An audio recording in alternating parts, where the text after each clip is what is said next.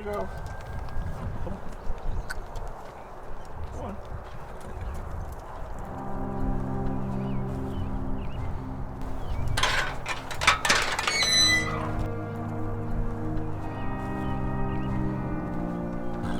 There you go.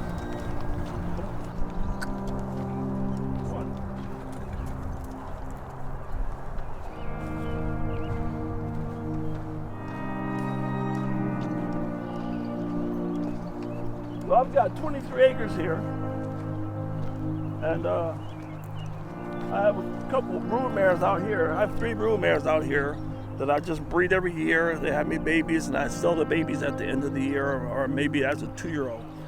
I usually keep the best one for myself, the show and the snaffle bit. But that's the Man at the Bottom Creek that runs right in the middle of my property.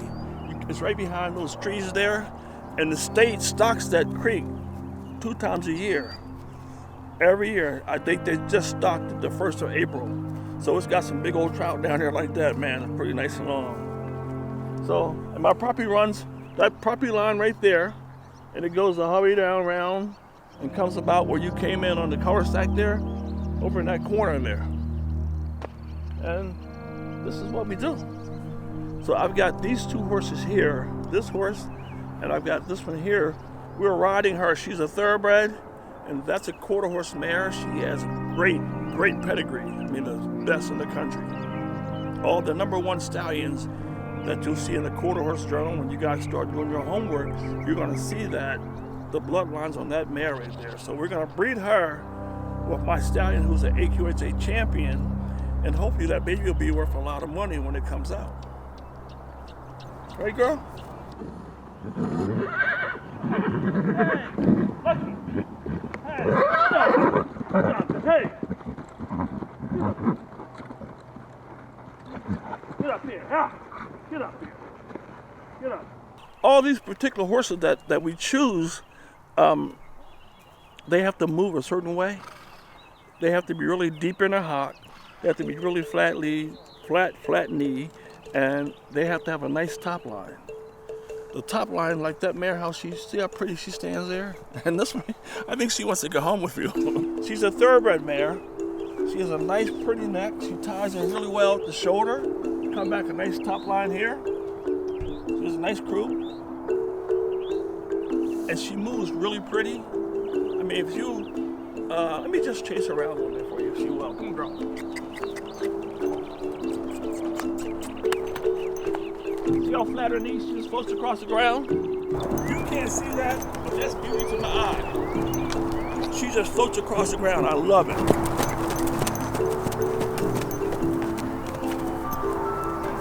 That's pretty.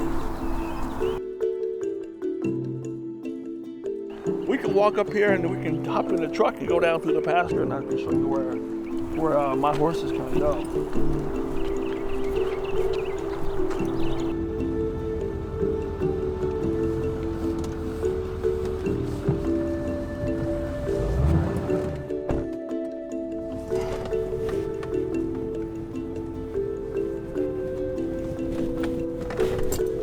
That gate open. The horses get out, they don't go too far. They know where the food is, so they stay close to home.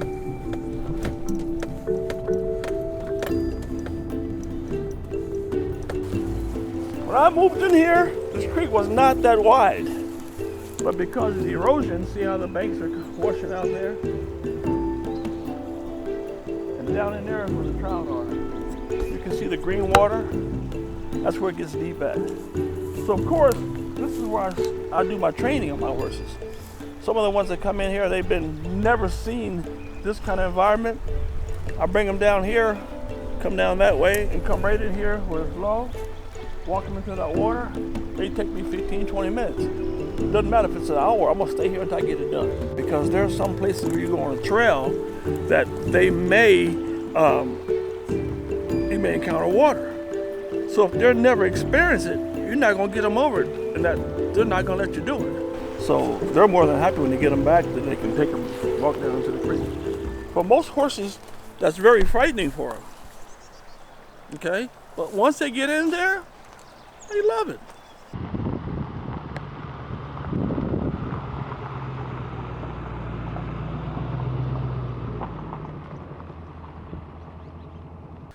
I didn't want to make this a full-time business, even though I make a couple dollars doing this. When you make it a business, it takes away the love. Each horse, if I were training, each one of these horses would be $1,000 in my stall. That's what you would pay me to bring your horse here to train it for 30 days. Okay? So most guys have like 30 horses in their barn. There's one guy can't ride 30 horses in a day. So somebody gets cut short. But the guys don't care. They say, why should I bust my butt riding this horse when I can, and for 30 days, when I can just slack off and I can keep him for 90 days. It's business. It's business. I kind of stopped training horses because I figured out, why should I settle for 10% when I'm making them? So if I keep riding him and she keeps doing better and better, she'll be up to $10,000 real easy. Now finding the people that want to buy them. I'm known pretty good, but it's still, I don't turn them over like my counterpart does. It's like they're still a little scared. Because typically, you know, we're not known as horse people. We're known as, you know, gang bang, boom boom boom, this stuff, you know. So they're a little reluctant to bring or come here to buy a horse because they don't know. And now they're gonna go and talk to some of the guys, my counterparts, and say, what about that Bob Sneed? This horse is good. They're gonna say, well, you looking to buy a horse? They gonna say, oh, don't buy one from him. Come on, I got one I want to show you. So we never get it, you know, we never get that play. Yeah, that was my first world champion. That was a yearling lunge line. They have to walk, jog, and lope. Stop, turn around, and do the same thing the other direction in 90 seconds. And they're yearlings, they're babies. Those horses, if they don't have that good breeding, they can be real rude to you. And they know when you can't touch them. They know it. I got you now. What you gonna do now? And you're out there going, get, because you know if you touch them, even with your hand, you're disqualified. So that horse, okay. And they just stand there and look at you. I've got a lot of reserve champions. This is reserve is second place. And this lady she lives in Pennsylvania, Robin. I showed that horse for her. She got a reserve world champion. That was 2014. And that was in Indiana, Cloverdale, Indiana. This one right here, I showed this one. I was reserve world champion as a yearling. This lady could not show it. And me and my girlfriend, we're evaluating the horses. That's a good horse. That's the best one in the pen. So when they came up and asked me, how much would you charge to do my horse? Ma'am, I'll do it for free. That's all you gotta do is just buy me a shirt to kind of match up with this, kind of blend in, you know? I got reserve champion on him the first time out. And that was in 2009, I got reserve champion, and then I came back in 2010, and I won the world with him. And then my last world champion, I'm looking for another one. My last champion, you can't see that picture, it's fading out now. That was in 2016, and that was a 2-year-old lunge line. I won the world with her, that mare. So that was in 2016. That was my last world champion. I threw my head up in the air. I said, "Yay!" I was happy, man. This baby is 1 year old. He's a late baby. He was born in June of last year.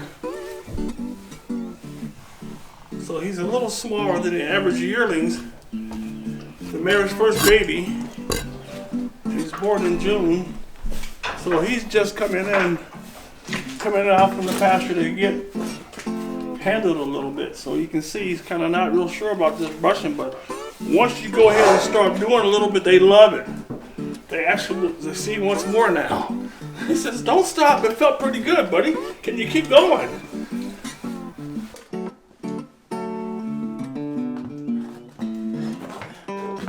Well, back in the days of slavery, African American could not go to town like the average white people. On Sundays, when they weren't working in the fields, what they would do is they had competition among themselves. We cared for the animals, so we had to know them. If you go into a horse and you don't know, or a bull and you don't know what it's doing, you're destined to get hurt. So we develop a rapport with the animals. That knowledge has been passed on to us down through the centuries.